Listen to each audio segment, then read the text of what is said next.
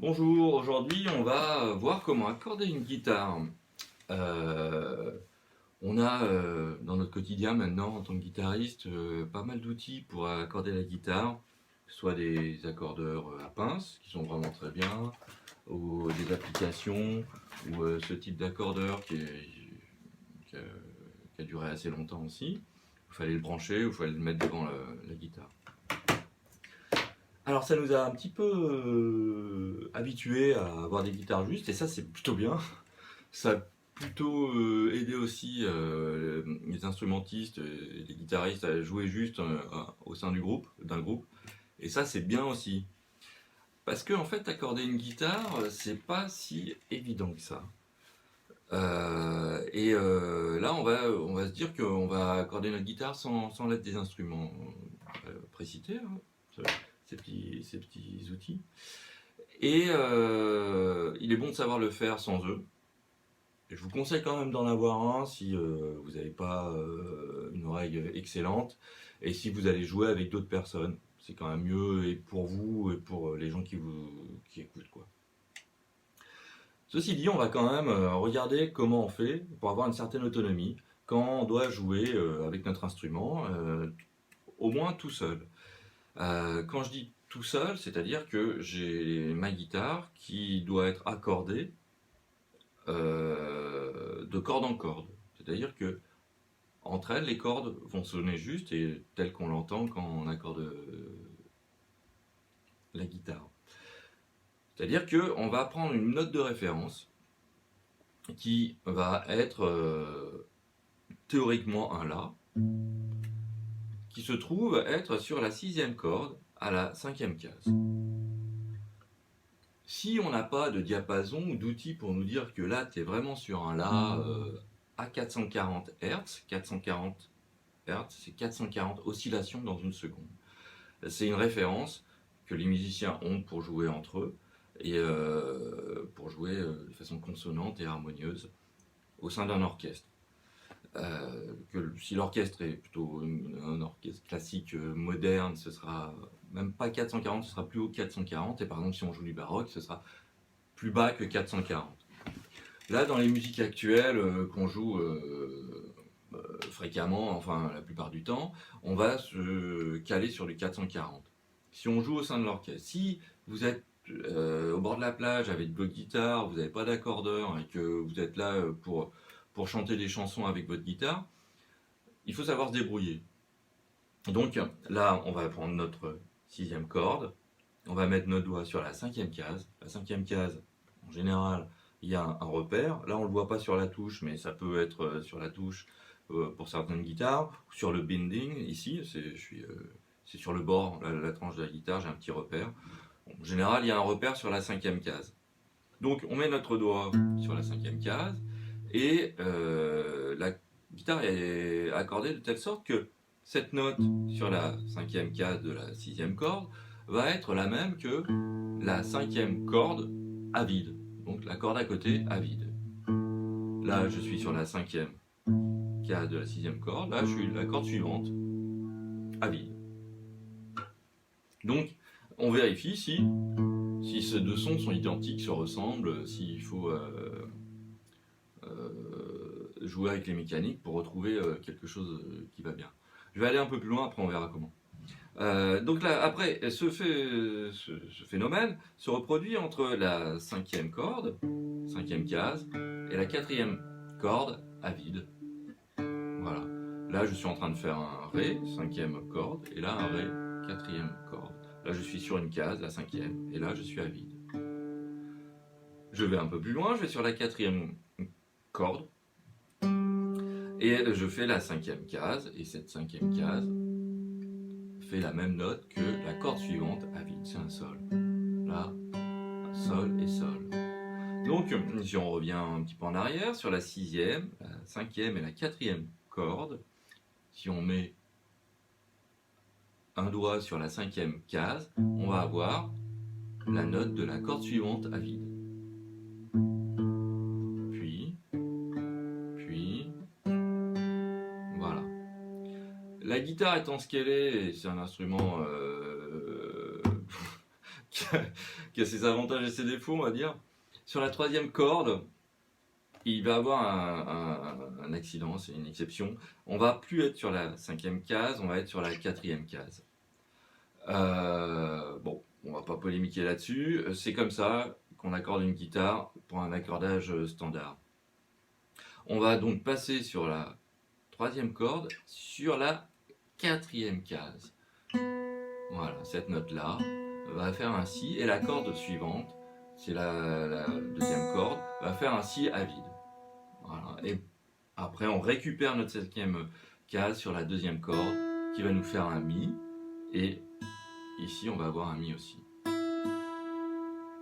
Voilà. Donc, je récupère un peu mes billes. Sur les cordes 6, 5, 4, je suis sur la cinquième case. Sur la corde 3, je suis sur la quatrième case. Et sur la corde 2, je reviens à la cinquième case. Voilà, ça fait cinquième case, cinquième case, cinquième case, quatrième case et cinquième case. Hop, je passe à la quatrième et je reviens sur la cinquième. Alors comment on s'y prend? L'idée c'est de se dire, quand on accorde la guitare un petit peu au début, c'est de se dire là, bon, je dis que c'est ma note de référence. Et puis si j'entends ça, eh ben ça va pas. Ça va pas, donc il va falloir chercher par où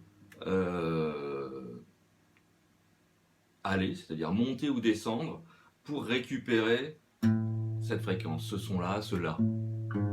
Voilà, là, après c'est l'oreille qui s'habitue un petit peu, mais ça c'est trop bas. C'est entre le...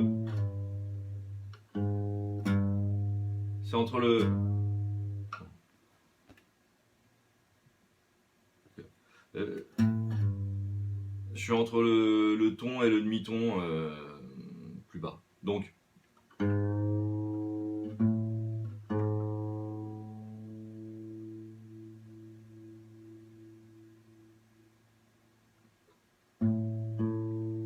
voilà, j'ai récupéré la sonorité du La sur la corde à vide. Bon, faut s'habituer, c'est un exercice, c'est pas la chose la plus facile à faire. Il y a une autre solution pour accorder la guitare, c'est en s'aidant des harmoniques. Les harmoniques, qu'est-ce que c'est? C'est des sons qui font la texture le timbre des instruments de musique. C'est des notes qui sont au-dessus de notre note fondamentale, qu'on ne perçoit pas toujours si on s'exerce pas trop. Par contre, à la guitare, sur d'autres instruments aussi, on peut aller chercher ces harmoniques à certains endroits de la corde et à certains endroits de la longueur de la corde. Voilà.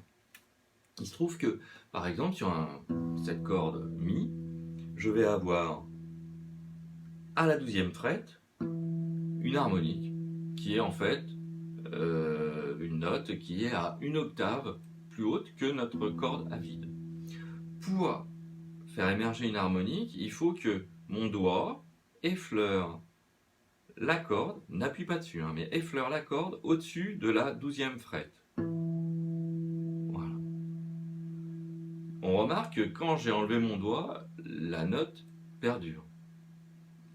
C'est différent si je fais une note sur une case. Par exemple, si je joue la note de la 12e case, c'est la même hauteur. Mais si j'enlève mon doigt, la note s'arrête. J'enlève mon doigt, il n'y a plus de son. Ici, le son perdure. Ça va avoir un avantage qu'on va voir juste après. Donc, voilà, là, ça pourra nous servir. J'ai cette octave de ma corde à vide. J'ai une double octave, c'est-à-dire 2 octaves au-dessus de ma corde à vide, qui va se trouver au-dessus de la 5e fret. Ici. Ici, je vais avoir un Mi aussi. Par rapport à ma corde à vide Mi grave, je vais avoir un Mi. Là, j'ai un Mi, j'ai un Mi à l'octave et j'ai un Mi à l'octave supérieure. Je vais repérer un autre endroit où on peut faire émerger une harmonique. C'est un nœud de vibration sur la corde. Ça va être la septième case, la septième frette. À la septième frette, au-dessus de la septième frette, je vais effleurer la corde et faire émerger cette harmonique. Cette harmonique ne fait pas une octave par rapport à ma corde à vide, va faire une quinte. Par rapport à Mi, la quinte de Mi, c'est Si. Et il se trouve que ici, j'ai un Si. Ce Si va correspondre à la septième case qui va faire aussi un Si. Plus grave, mais c'est un Si quand même. Ça, c'est un Si et ça aussi. Voilà. Chose qui n'est pas vraie quand je suis à la cinquième case. Si je joue la note de la cinquième case, on l'a vu tout à l'heure, ça fait un La. L'harmonique de la cinquième frette fait un Mi. Bon, voilà, faut pas trop se perdre avec ça, c'est juste un petit peu une aparté. Toujours est-il que comment on va s'y prendre pour que ça nous serve pour accorder la guitare. Toujours pareil, on se dit que mon La ou ma note de référence est plus ou moins bonne, et même si elle n'est pas super bonne, eh ben, ça fait rien. Au moins on essaye d'accorder nos cordes les unes entre elles, les unes avec les autres. Je vais faire l'harmonique de la sixième corde sur la cinquième frette. Voilà, j'ai cette note. Il va se trouver que, ici, sur la cinquième corde, à la septième frette, je vais avoir la même note. Voilà, il se trouve que, je ne vais pas rentrer dans les détails, ces deux notes sont équivalentes, assez équivalentes. Et on entend qu'il y a une espèce de vibration, d'ondulation dans le son.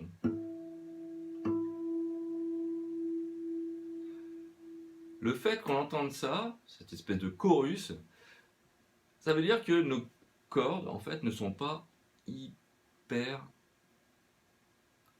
justes. C'est pas tout à fait la même fréquence. Chose qu'on entend moins quand on fait ça, puis ça. Parce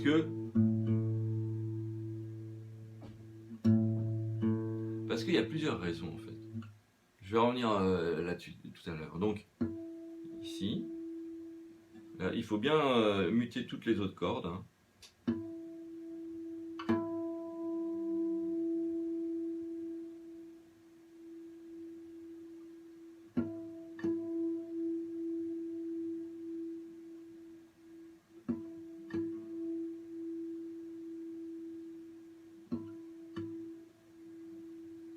Voilà. Il se peut que, ne serait-ce qu'une harmonique, toute seule, peut avoir une sorte de vibration, et ça c'est dû à la facture de l'instrument. Alors, bon, voilà. On va faire de même pour les cordes suivantes, la cinquième et la quatrième. Cinquième case, la corde suivante, cinquième case, la corde suivante, septième case.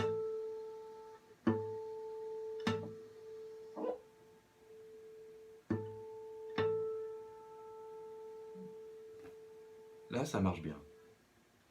La corde suivante, je suis sur la cinquième frette, septième frette de la corde suivante.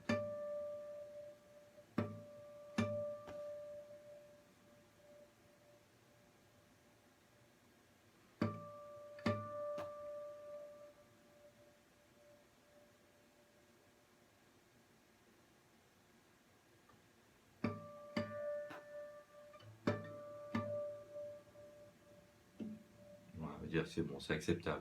Il y a une légère vibration, une ondulation qui est relativement acceptable.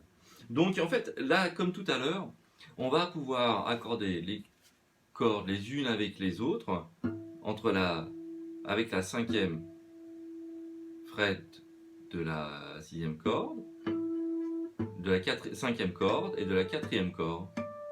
Voilà. Là, il va avoir, avec l'accordage de la guitare standard, une exception. C'est pour cette corde de la corde de si. Ça va pas marcher, ça. Là, ça va pas marcher parce que si vous vous souvenez, tout à l'heure, on n'était plus sur la cinquième case, on était sur la quatrième. Donc voilà, là ça va pas fonctionner. Il va falloir trouver autre chose. Alors, cette note doit faire un si. On va récupérer le si dont on a parlé tout à l'heure, qui est sur la septième fret, sur la corde la plus grosse là. Et on peut jouer entre ceci ou ceci et le si à vide. Là, il se trouve que c'est juste. Si ça ne l'était pas,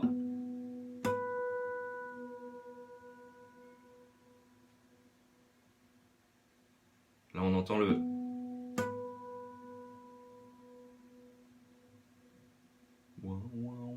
cette ondulation nous dit que ben là c'est pas tout à fait juste.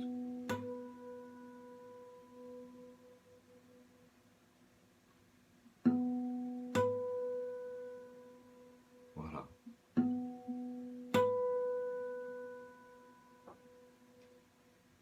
Voilà, c'est acceptable. Et puis on a la première corde, c'est la corde qui fait un mi à vide. Là on a différentes solutions. On peut utiliser ce mi, celui-là oui pourquoi pas. Donc cette note, et là ça marche aussi. Ça nous rapproche de la hauteur du mi à vide. Là je suis à 2 octaves. Voilà. Alors pourquoi cette façon de faire est intéressante? C'est parce que dès on utilise les cordes de la guitare sans intervenir mécaniquement sur elles en appuyant dessus. Parce que quand on appuie sur une corde de guitare, on n'est pas tout à fait neutre. Bien souvent. On peut ne pas être neutre en tout cas. Et on peut avoir, on peut avoir un petit peu le défaut d'appuyer trop sur la sur la corde. Pardon. On peut avoir le défaut d'appuyer trop fort sur la corde, par exemple, entre quelque chose d'assez neutre, et là j'appuie trop fort. Voilà, donc si on appuie trop fort et qu'après on essaye d'avoir le la, on a ça comme référence. Et puis on va dire ouais celle-là elle est trop basse. Donc voilà, ça c'est pas tout à fait neutre. Et parfois aussi quand on appuie sur une corde, souvent quand on n'est pas tout à fait un peu débutant, on aurait tendance à tirer sur la corde. Et là pareil, on monte la hauteur de la note et là pour accorder la corde suivante, ça va pas. Il faut aussi se dire que quand on accorde la guitare, on part d'une note de référence, donc ça va être la suivante qu'on va bouger. C'est-à-dire que si je me dis, bon, ça c'est ma corde, ma note de référence, les notes que je vais bouger, les cordes que je vais bouger, monter ou descendre, vont être les suivantes. Je vais pas revenir après encore sur ma corde de référence, ma note de référence, parce que là, ça devient assez vite compliqué. Voilà. Si vous m'avez vu accorder vos guitares là en cours, j'utilise un peu différentes méthodes. J'utilise ça peut arriver. J'utilise aussi les harmoniques. Et puis j'utilise aussi une troisième solution, suivant la facture de l'instrument, de la guitare. Si c'est un instrument un peu d'entrée de gamme, qui peut avoir un défaut, qui n'est pas bien réglé, les notes qu'on joue sur le manche, sur la touche, vont être pas justes. Donc, régler une guitare soit en appuyant sur une corde et puis de toute façon qu'on soit neutre ou pas, là, ça va pas être juste. Et il y a aussi le cas où même avec les harmoniques, nos cordes à vide sont justes et puis là on a fait un accord. Et là c'est faux parce que la facture de la guitare n'est pas idéale et que osciller, c'est paradoxal, souvent les instruments d'entrée de gamme oscillés sont souvent faux. C'est dommage parce que on commence à la guitare souvent avec des accords oscillés. Et ben, bon, malheureusement, c'est pas toujours très juste. Donc, il faut trouver des compromis. Et souvent, quand je vois que l'instrument là, il a du mal à tenir ici, avoir des choses un peu justes au niveau des sciés, je vais appuyer sur les cordes de cette façon-là. Je vais faire par exemple le mi grave et deux cordes plus aiguës sur la corde numéro 4. J'ai un mi aussi. Et là, je vais jouer avec les octaves. Là, je fais mi, mi, la, ré, ré.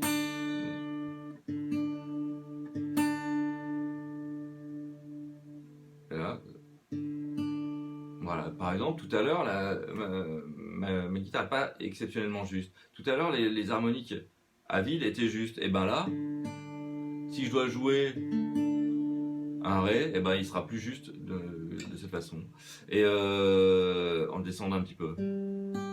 Là, ça va. Donc, voilà.